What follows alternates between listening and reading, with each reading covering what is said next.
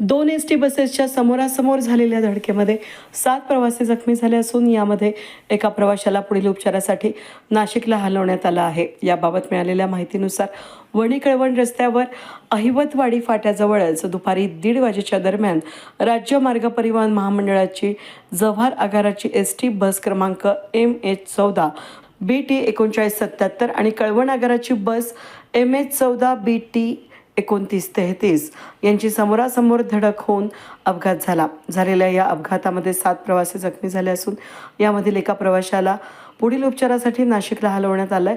जखमींना वणी ग्रामीण रुग्णालयामध्ये दाखल करण्यात आलं.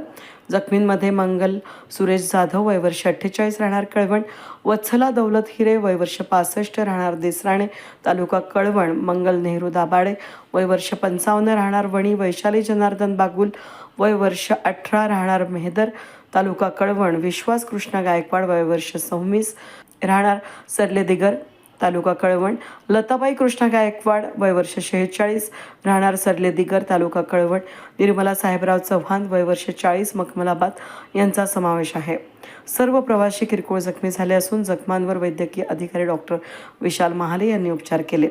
जखमींना प्राथमिक स्वरूपामध्ये मदत देण्यात आली असल्याची माहिती कळवण आगार प्रमुख राहुल बोरसे यांनी दिली आहे. याबाबत अधिक तपास वणी पोलीस करीत आहेत. वेद न्यूजसाठी प्रतिनिधी सागर मोर, वणी.